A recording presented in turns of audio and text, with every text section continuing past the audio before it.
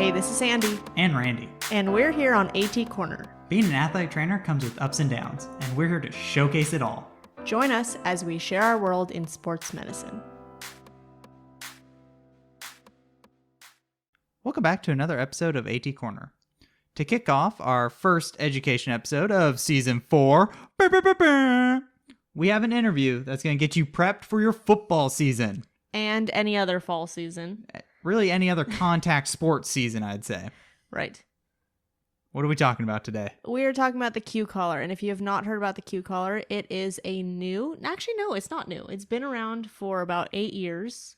And if you're still confused on what that is, you may have seen it on TV. I've seen some football guys wearing it. Yeah, it's the little thing you put around your neck that's supposed to put some pressure on and help reduce some subconcussive impact. So, yes. And don't let us do this little intro over here. We're gonna This is why we did this interview. This is exactly why we have an interview. So we invited on Barber Foss, who is a certified athletic trainer, an associate research scientist, and so much more, which I'll let Randy introduce in a second. But essentially, she has done 8 years of research on the QCollar, and we just wanted to pick her brain about what is this. We wanted to know from someone who's been involved in this, for people who've been living under a rock and have not known about this for 8 years. What is this? Yeah, exactly. That's what I feel like when we first saw it on TV. Like, oh, what do they have there? That's kind of interesting. I wonder what that's for. So, Dr. Kim Barber Foss received her Bachelor's of Science from North Dakota State University. She received her Master's of Science from the University of Oregon, go Ducks, and her PhD from Rocky Mountain University of Health Professions. Currently, she's an associate research scientist at Emory University School of Medicine. There's really so much to talk about with this QCollar. We talked about how to implement it with a team. How does it work? What it is. What it is. What does it do? Who has it been studied on? Mm-hmm. How long can you wear it? How do you size it? Are there sizes? Like, we talked about so much in actually just a short amount of time as well. Yeah. So without further ado, let's get started. All right, Randy, you want to get us started? All right, let's do it. So overall, what is the QCollar? Well, it's an interesting and innovative device that is kind of a silicone C-shape that's got a spring on the inside that you wear around your neck, and it puts a little bit of pressure on the external jugular vein, which we like to think of as creating like a backfill in a hose. So that little bit of pressure keeps a little bit of the blood from flowing out down the jugulars and creates a little bit of extra blood that's in the space around the brain, which helps decrease slosh. So that movement of the brain inside the skull. I feel like that's kind of, I think when people think of that, they kind of think of a woodpecker, right? Is that what was kind of inspired by? It is. When Dr. David Smith kind of thought this idea, the woodpecker is one of the things that kind of inspired him, because if you think of a woodpecker, you don't see them falling out of trees with brain injuries and concussions, hitting their head repeatedly against there. But it has a tongue that wraps around their omohyoid, and every time they put their head forward, that tongue puts a little constriction around their anatomical features, which would be similar to the human's jugular veins. And so that's kind of what led him to develop the whole prototype and concept of it. Oh my gosh, that's crazy. That's really cool. Yeah, that's really fascinating. You think, you see an animal that bangs their head over and over and over again, and they're not getting hurt. So what are we doing what can we do to be like them? Right. And everything's kind of inspired by nature and by animals, and trying to adapt, what's working for them and how can we adapt it for humans. So what role exactly does the QCollar actually play with impacts, like subconcussive impacts? Well, what we found in a lot of our research is the subjects that wore the QCollar, we did like preseason testing. We monitor them throughout an entire season with accelerometers to actually quantify and measure the impacts. And then we measured them at the postseason. So what we did is we do a lot of neuroimaging with an MRI. So we're actually looking at anatomical structure of the white matter of the brain. And we also did some connectivity, so looking at some functional measurements and fMRI. So kind of what we found across all of our research is that the subjects that wore the QCollar had less structural changes in the white matter of the brain over the courses of a season. And they also performed better on functional tests, on fMRI and connectivity issues. So it kind of leads you to think that it may have a potential protective mechanism against these white matter changes. What kind of functional tests did you run? Well, we do like fMRI where they have to do a task in the MRI where it's like some button pushing or they're having to do some counting. So we actually can look at the firing patterns in the brain during those tasks. Wow, that's really cool. How did the subjects feel about wearing it? Like, how did it make them feel while they're wearing it, whether they're playing or even afterwards? Generally, we didn't have any negative comments at all. We didn't have any adverse events with any of the subjects we've had across any of the studies. Typically, what we'd see is some of them would report a slight flushing feeling in their face when they first put it on, and then that usually subsides really quickly.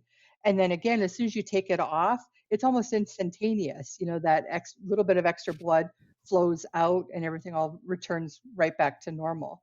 So we didn't have any issues of like syncope or anything like that. It was just basically a little bit of facial flushing. Which makes sense because you're getting like extra blood flow in that area. Right. Have you tried on the QCollar yourself? I have. Yep. And I experienced that. I haven't worn it myself for, extended periods of time or gone about hitting my head. But yeah, definitely coming into it, when we first started all this as an athletic trainer, we're skeptics. We want to question the science. So, Of course. I was really skeptical at first until all of, the studies that we're doing, all of them seem to be having a lot of similar results. But yep, I've tried it on and, I didn't feel any like issues at all. As the studies went on, I mean, I became such a believer in it. I made my own son wear it when he played football for his senior year. So, Oh, awesome. That's really cool. Well, did he mention anything like the same, like when he put it on, he didn't feel like it was impacting his play at all or anything like that? yeah, no, not at all. And I mean, he was a lineman. So, I mean, they're not the overly active players. They're the, get down and up you go. But yeah, he never said anything. And either, we had really high compliance with the athletes with all of our studies. That's awesome. That's tough to do, especially with like an intervention studies, to make sure the compliance is high. Absolutely. And you know what the worst group kind of in terms of compliance, it wasn't any of the boys, any of the football players, because they're used to wearing all the equipment, but it was some of the female soccer players. And it wasn't because they didn't want to wear it. You know what their main issue was? They didn't want the tan lines on the back of the Oh my gosh. So we I we can had relate several with that. girls tell us that. It's like, I'm going to get a tan line there. Oh So my god. Oh my gosh, that's so funny. Priorities. Yeah, priorities. exactly. We were Yep. talking to Dr. Bhatia, who's a back surgeon, and he was on our podcast previously, and we were talking about like after a spondy, some people they'll do a back brace, and you can't lift heavy things, so like a backpack, you can't wear a backpack, but you want to recommend like a rolling backpack, and he was like, you try to get an adolescent to do a roll a rolling backpack. Yeah. Yeah. No one wants to be the rolling backpack kid. Definitely not. No. I'm glad you hinted at that, because most time when people like think about the QCollar, like they see it on TV, like like during a college football game or like something like that. But what other populations did you guys kind of look at using the QCollar? Well, for our research, I mean, we started way back in just like clinical lab-based trials where they were actually students from one of the classes I was teaching. They came in and did a bunch of lab-based metrics because we wanted to make sure that it didn't actually have any implications on performance or function or physiological issues during the lab.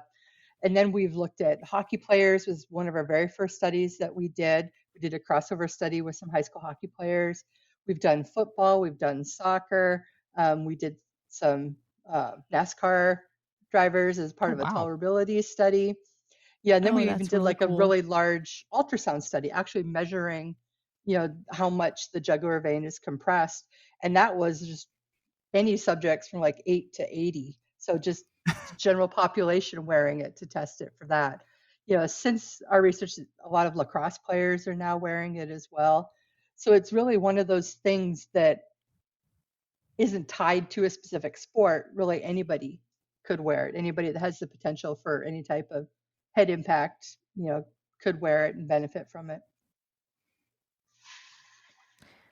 That's actually, I didn't even think about, I guess, general population Yeah. because, the first thing you think of repeated head impacts is football. Or at least that's what I think of. But I guess like car accidents Yeah. or something that, even like recreational activities. Construction. Oh, construction. Yeah. Yeah. Right. Yeah, if you This think could of have a people way with the jackhammer, right? Yeah. You have all that vibration that's traveling up through their bodies. Maybe that's a potential population as well. Right. Yeah, right. that's true. Anybody that's exposed to any type of blast wave exposure, demolition people. Yeah, military. There's that too. Mm-hmm. A big Yep. military aspect too. That's Yep. crazy. So really it can even transcend, across sport. Sport's just kind of where the initial idea came from and where it started, but has implications beyond sport. Yeah, that totally makes a lot of sense. Mm-hmm. So, can any age group wear it? Did you guys look at like young populations versus, I know you said like up to 80? Yeah, it's really not age restricted at all. Like a lot of the lab-based studies that we did look at, younger populations because we also wanted to measure, their response as well, to make sure that the little compression on the jugular vein wasn't excessive or anything, that it still fell within what would be the normal parameters. So really, since it's an instantaneous on and instantaneous off, really don't foresee any issues with age related. Have you seen any sports that it might be cumbersome to wear it? Like the first thing that kind of comes to my mind is like the aquatics, like water polo, right? Have you guys looked at that, like how it deals with water or how those athletes feel about it? Personally, we haven't, but with the way the material is designed and the way it kind of grips around the neck, being exposed into the water really shouldn't make any issue because it's kind of like a Okay. silicone sort of base. But we personally haven't studied that athletic population at all. Okay. Yeah, that's good to know. Yeah, that's pretty cool. So, just so I've seen it in pictures, I've never seen one in person.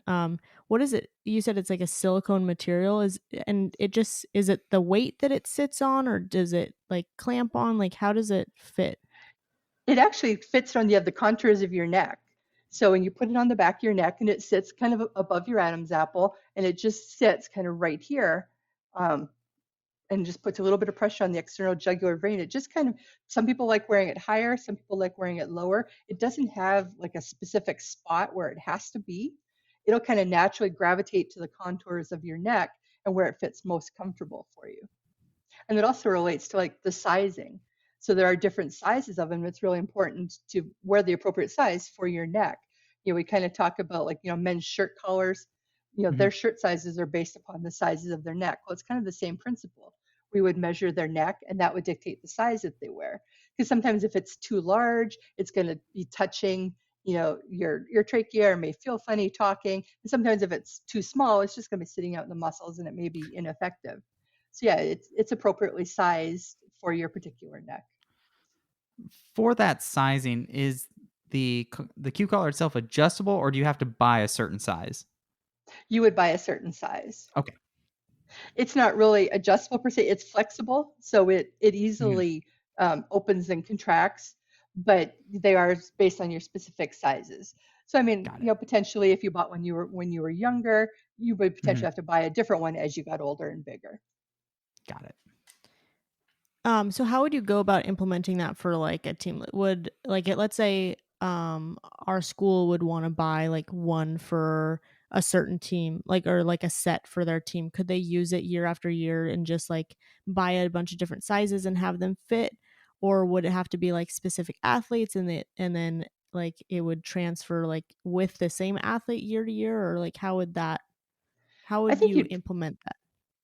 I think you'd most likely want to just go athlete specific. So you would just want that athlete to wear it year after year. I mean, they are easily cleaned. You would just wipe them down, like a little bit of disinfectant, just like any other like athletic equipment, medical device. So, I mean, they're clean that way. But as long as everybody's the same size, you could probably interchange them. But it's probably easier just to give them to like each athlete, and so it's their device that they would be wearing. Hmm. Do you know how long, like durability wise? I don't know I how was long just about to ask how that. long Yeah. the QCollar has been around and how you've seen the durability over the years. As far as I know, it's actually pretty good. It doesn't really have much breakdown. I mean, Nice. over time, you may have a little bit of laxity that starts to occur on the internal mechanism in there. But in terms of like the long term, I'm not totally like sure how that relates. I mean, we didn't have any, definitely with any in season or even a couple of repetitive season degradation on the devices.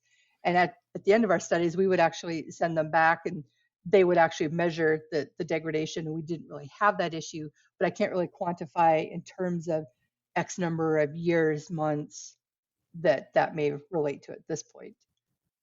Okay. Well, that's good. That's good to know, though. Just kind of what you've seen, just it holds up pretty good. So that's awesome to hear. I mean, it sounds like there's not a lot of features on it that would necessarily like break Breakdown. down. Yeah. It's really a pretty simple device when you think about it. It's innovative, but it's really it's pretty simple. So, That's and there awesome. aren't all those parts to fail. So, Yeah. Right. Have you had any instances of them falling off during sport? falling off, no, but they are designed with that flexible nature that we have had athletes, that have ripped it from behind and like pulled it off. And it kind of, Mm. since it has that quick release, that's kind of a safety feature that's built into it too. So if someone goes to pull it off, it's going to just come off. That way, the athlete that was wearing it isn't at risk of any potential injury or negative consequences of it being pulled off. But Oh, yeah, we don't that's really good. see them falling off. The way it's designed is to see, it really kind of cups around the neck so they don't just Mm-hmm. fall off on their own. When like starting the Q collar, I bought one, I'm ready to try it, or kind of the same thing, I'm implementing it into a team aspect. Is there like an acclimatization process for the Q collar, or you can just, here you go, wear it, you're good to go? You can just put it on and wear it good to go, but we really liked giving some acclimation. So with our studies, what we typically did is we had them wear it for 10 minutes the first day, and then they would take it off. And then we went up to 15, 20 minutes.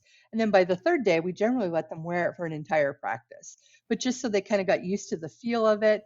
And especially when we started with football, it's usually warmer. You're trying to get used to everything. So we kind of built it in to the acclimation period of getting used to all of your equipment. And then that Oh, way that's awesome. too, I mean, it maybe has a bit more of a positive effect because if you're just getting used to it, you're adapting to it a lot easier. That makes sense. Yeah. So it sounds like you've implemented this at least a couple of times, across different teams, different populations. And I know that there's a difference between us talking about it reducing concussions or it reducing like subconcussive impacts, or like the effect that it plays. How do you kind of distinguish that when you're talking to a team? Well, the way I kind of approach it is I don't really say that it has an impact per se on concussion because if you have a hard enough hit, you're going to get a concussion, Hmm. potentially. But what we've studied is the actual physiological responses. So, actual like the white matter changes of the brain, which are like quantifiable. And so that's kind of where, in terms of our research, we've focused in that aspect of looking at the potential protective mechanism it has against these actual anatomical structural changes that are typically seen as a result of repetitive head impacts. And then, try when I would talk to parents when we'd be recruiting for our studies, we kind of always presented it as, it's a potential protective mechanism with where we've never had any adverse events. We can't say it's going to stop you from getting, that concussion, but if you look at long-term effects now that we're seeing in a lot of the research, especially looking at CTE, it's not necessarily related to concussion. It's related to volume and magnitude of these subconcussive impacts. So if there's a Mm. way that we can try and prevent anatomical, structural, functional changes over time from the small repetitive impacts, to me, I think that's more the win-win long term. Could that also the protective effect on the actual anatomical structures and their function, could that also maybe play a role in, okay, if you did have a concussive impact, could it lighten the symptoms that you have, or maybe the duration of the symptoms, or is that hard to say? It's really hard to say. I mean, maybe that potential is there. Maybe, if you're wearing one and you've decreased that slosh and you take an impact, maybe you won't have as many signs or symptoms because of that reduced slosh. I mean, that's kind of speculative and theoretical. It makes sense intuitively, theoretically, but, can't really, say yes that it does. Of course. Do you know how long the QCollar can be worn? We had some athletes that would put it on a pregame and not take it off until the end of the game. We had others that would put it on as they were going onto the field and then take it off and, put it on their thigh or their upper arm and just kind of wear it when they were actually on the field. So it really depended upon like the individual athlete's comfort, because since it works like almost instantaneously, so if you put it on as you're going onto the field, by the time you're on the field, it's fully activated. So it really just depends on what the athlete wanted to do, but there aren't any consequences for wearing it the entire game, because as soon as you take it off, that little bit of blood flow decreases and you're kind of back to what you were pre-wearing it. Nice. Some people just like to put it on and forget it. I feel like game mode, I feel like that would, what I would think would make the most sense, but and it's good that it seems like that's something that people have been able to do, is kind of just forget about it. Mm-hmm. Yep. And I think we saw that a bit more with the football players. They're so used to wearing equipment, they would just put it on and be done. Whereas more of the soccer girls tend to, like, they would put it on when they were on the field. But if they were just, if they were off or waiting to sub in, they would just typically not have it on, and then they would put it on before they would go. Nice. Yeah, I think that's something that we definitely like all worry about, is like adding something or in so many aspects, is something that could either mentally affect their game, could physically affect their game, could just affect the way that they move. Because if you're paying attention to this thing all game instead of paying attention to what's happening on the field, that could be potentially dangerous, right? So if it's something that you can forget about and just kind of just continue on your game, and it just has these extra benefits, I could really see how that would benefit a team. Right. And one of the first studies we did kind of tied into that. We wanted to look at, are there any potential, performance changes or aspects? So when we brought the kids into the lab, we actually had them perform a bunch of tasks. Like we did motion analysis, we did strength testing, we did reaction testing without the collar, and then with a collar type device on, just to see if there was any impact on performance, or if they were thinking about things differently, if they were responding differently. And we actually found that there were no differences in performance with or without it. And then we have the other, we all heard kind of like the gladiator effect. So that was another concern we're worried about. You putting this on, do you then think you're invincible? Yep. So we did like a tolerability study as well, where we did a lot of questionnaires with the athletes, and even with the football and soccer, we wanted to ask them, do you feel like you are more protected? Do you feel like you can play differently? Do you feel like you can lead with your head, or is that less of an issue to you? So we wanted to make sure that there wasn't that kind of psychological gladiator effect as well. And from what we found with the athletes is they didn't interpret their play or performance any differently wearing it versus not wearing it. That's good. I think there's a big difference between where it's also located on your neck versus a lot of these helmet covers have something on the top of your head, or different helmet techniques that they're coming out, technology that they're coming out with. And, I think that with something on your head, it's a lot easier to think, I'm going to lead with my head. Yeah, I can use my head. Versus with the QCollar, it's not located on the top of your head. You're never going to hopefully lead with your neck, right? Right. Absolutely.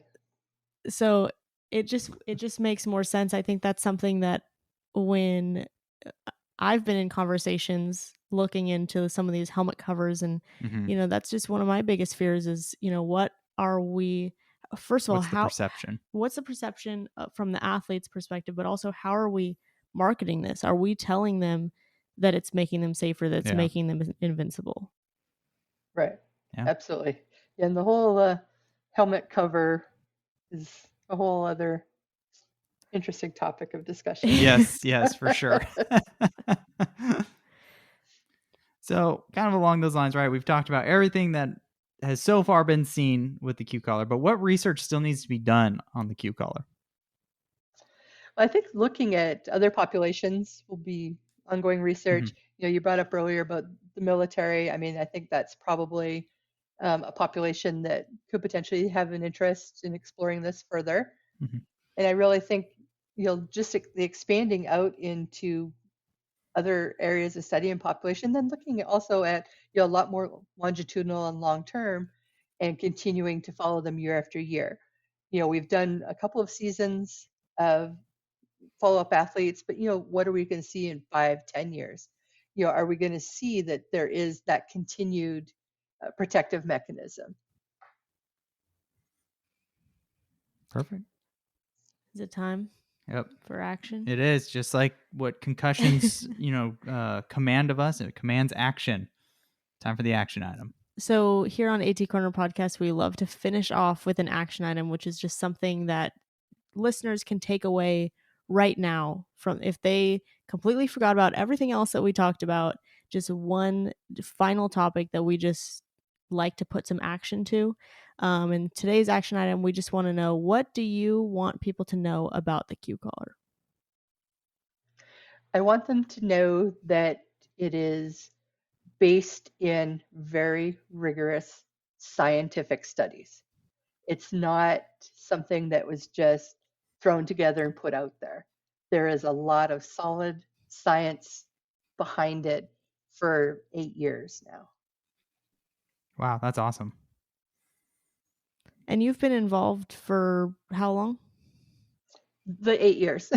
Yeah, Wow, wow. And we started with all the lab studies. We did elastography studies, all the MRI studies, the clinical trial studies. So, yep, been a while. That's awesome I to mean, be there every step, kind of every step of the way. Yeah, it's kind of like being a proud parent, when it finally came out to market. It's kind of like, oh, all these years of work and seeing it come to fruition. oh, That's awesome. absolutely. And I love the fact that you sprinkled in that you were a skeptic in the beginning too, and now your own son is wearing it. Yep, absolutely. And I think it's important to be a skeptic. I mean, that's how you move science and innovation forward, but not being a skeptic to the point where you discount potential innovation moving forward too. Right. That is a fine balance too, for sure. Yes. Yep. Right. Well, it sounds like we have some more research to do looking into all of this, and Yes. hopefully you guys got a lot of this out of this as well. You got anything else, Randy? Nope, that's perfect. Thank you so much, Kim. This was so great. Yeah, this is awesome. My pleasure.